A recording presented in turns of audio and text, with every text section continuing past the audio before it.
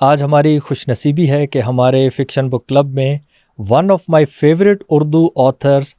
سید صفدر زیدی صاحب موجود ہیں۔ ہم گفتگو کا آغاز ڈائریکٹلی کرتے ہیں ایک کویسچن سے، اور کویسچن جو ہم کریں گے وہ اس ناول سے کریں گے جس کی ہارڈ کاپی اس وقت میرے پاس سامنے موجود نہیں ہے، تو وہ ناول ہے بھاگ بھری۔ یہ سید مزمل صاحب نے اپنے ریسنٹ ایک ویلاگ میں کہا تھا کہ سیکیورٹی ایجنسیز تقریباً 95%، ایک ٹیسٹ وغیرہ کہیں ہوا تھا تو 95% دے ور ڈاگمیٹک ملیٹنٹ۔ اس کا جو پیرامیٹر تھا وہ یہ تھا کہ جب ان سے کویسچن کیا گیا تھا کہ ممتاز قادری نے سلمان تاثیر کا جو قتل کیا تھا وہ صحیح کیا تھا یا نہیں، تو 95% نے اس سے ایگری کیا تھا۔ تو یہ سیکیورٹی ایجنسیز کے اندر اتنا زیادہ ملیٹنٹ ہونا اور اتنا ڈاگمیٹزم ہونا، اب اس کو بھاگ بھری سے کیسے لنک کیا جا سکتا ہے، جو کہ آپ نے اپنے ناول میں بھی کیا، تو تھوڑا سا اس کا بتائیے کہ آپ کو یہ آئیڈیا کیسے آیا کہ ہماری انٹیلیجنس ایجنسیز وغیرہ وہ بہت زیادہ ڈاگمیٹزم اور اس کی طرف جا سکتی ہیں، جو کہ پاکستان اور انڈیا دونوں کو تباہ و برباد کر سکتا ہے۔ اتفاق کی بات یوں کہہ لیجئے کہ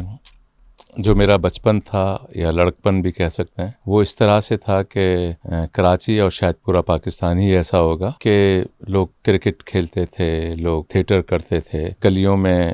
بیچ میں ایک پردہ لگتا تھا اور اس پہ فلمیں چلتی تھیں، ایک طرف عورتیں بیٹھی ہوتی تھیں، ایک طرف مرد بیٹھے ہوتے تھے۔ اور مجھے اچھی طرح یاد ہے کہ کراچی کا ایک علاقہ ہے لیاقت آباد، وہاں ایک بہت بڑی مارکیٹ تھی جو پروجیکٹرز جو ہے وہ کرائے پہ دیتی تھی، یعنی کراچی میں سینماز ہوتے تھے اور گلی گلی سینماز ہوتے تھے۔ تو میرے دیکھتے ہی دیکھتے کروٹ لی سماج نے اور گولیاں چلنے لگیں اور فرقے واریت پھیلتے ہوئے دیکھی، اور ان آنکھوں نے یہ بھی دیکھا کہ کسی جگہ پر ایک جلوس جا رہا تھا شدت پسندوں کا، مولویوں کا، جو کافر کے نعرے لگا رہے تھے، اور ایک پولیس موبائل آگے تھی اور ایک پولیس موبائل پیچھے تھی۔ میں میٹرک کا اسٹوڈنٹ تھا، مجھے یہ سمجھ میں نہیں آ رہا تھا کہ جو لوگ ایک بنیادی حق کی خلاف ورزی کرتے ہوئے نعرے لگاتے ہوئے جا رہے ہیں، ان کو پولیس تحفظ کیوں فراہم کیا جا رہا ہے۔ تو پھر حالات اور بگڑتے گئے اور کراچی نے دو طرح سے کروٹ لیں تشدد میں، ایک سیکٹرین اور دوسری لسانی۔ تو ان دونوں تشدد میں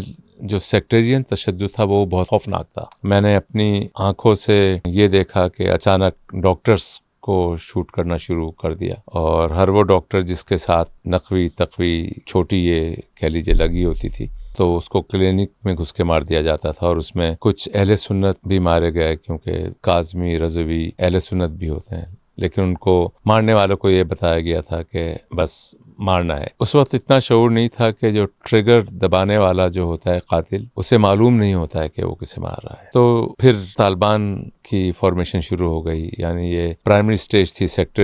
سیکٹرینزم، اور اس کے ساتھ ساتھ افغان جہاد بھی چل رہا تھا۔ پھر افغان جہاد میں سرخ رو ہو گئے بقول ان کے کہ جو اس کے سرخیل تھے۔ اس کے بعد ایک نیا دور آیا اور میرے سامنے ہی طالبان بنی، اور طالبان کا بھی قصہ دلچسپ ہے، کس طرح سے انہوں نے قندھار کو کیپچر کیا۔ بظاہر پاکستان انٹر ہوا تھا افغانستان میں کہ ان کے کچھ ٹرک ڈرائیورز اغوا کر لیے گئے تھے، تو پاکستان کا ایک اخلاقی جواز تھا کہ وہ افغانستان میں گھسے اور ان اپنے شہریوں کو آزاد کرائے، لیکن پھر وہ قندھار تک پہنچ گئے اور قندھار کو کیپچر کر لیا، اور پھر آہستہ آہستہ کابل تک آ گئے۔ تو یہ سارا پروسیس اس کا میں چشمدید گواہ ہوں کہ ایک نارمل سماج کس طرح سے دیکھتے ہی دیکھتے اب نارمل سماج میں تبدیل ہو گیا۔ یعنی آپ تصور کیجئے کہ آپ نے کسی شخصیت کو منقلب ہوتے ہوئے تو دیکھا ہوگا، لیکن میں نے سماج کو منقلب ہوتے ہوئے دیکھا، اور اس کو کہیں شعور میں، لاشعور میں، تحت شعور میں وہ نوٹ ہوتے رہا، وہ رجسٹر ہوتے رہا۔ بہرحال میں ملک سے باہر چلے گیا، لیکن جن حالات کو میں نے دیکھا وہ میرے اندر کہیں بس گئے، تو ان حالات کی ایک پینٹنگ جو ہے وہ بھاگ بھری۔ زبردست۔